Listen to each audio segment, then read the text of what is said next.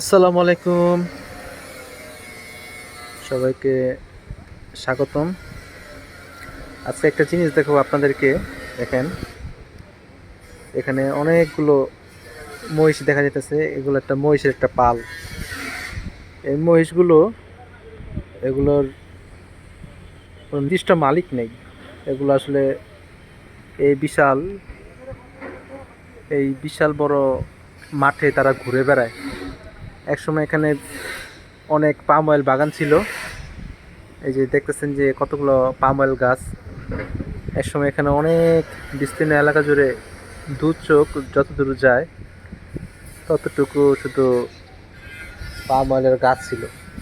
কিন্তু এখন এখানে সব গাছ কেটে ফেলে এখন এখানে বিভিন্ন নির্মাণ কাজ করবে। আর এরকম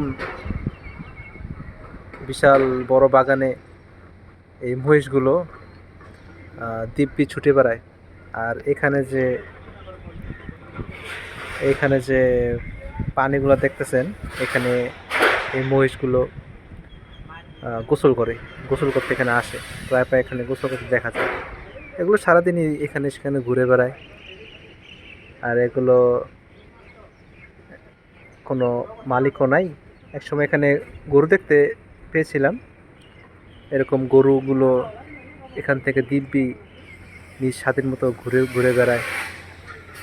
আসলে মালয়েশিয়ার যে বিশাল বড় বড় বাগানগুলো থাকে, পামাল বাগানগুলো থাকে, সেখানে বিশাল বড় এরিয়া নিয়ে বাগান হয়। আর সেখানে অনেক ঘাস জন্মায় এবং গাছগাছালি ইত্যাদি থাকে, যার কারণে ওই সকল জায়গায়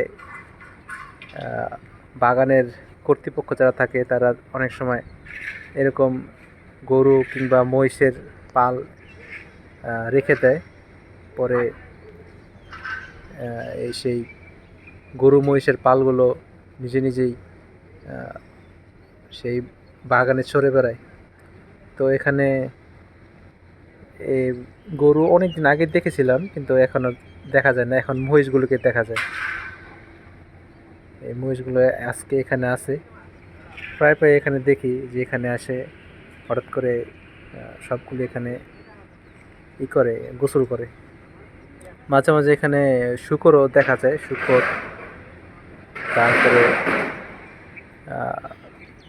এই যে জঙ্গলটা দেখতেছেন, এখানে একটা মুরগিও দেখা যায়। মোরগ, দেশি মোরগ। আসলে এটা যে কেউ পালে তেমন না, এখানে ঘুরে ঘুরে খায়, এখানে গাছে থাকে। তো এই দৃশ্যটা দেখার জন্যই ভিডিওটা করলাম। ধন্যবাদ।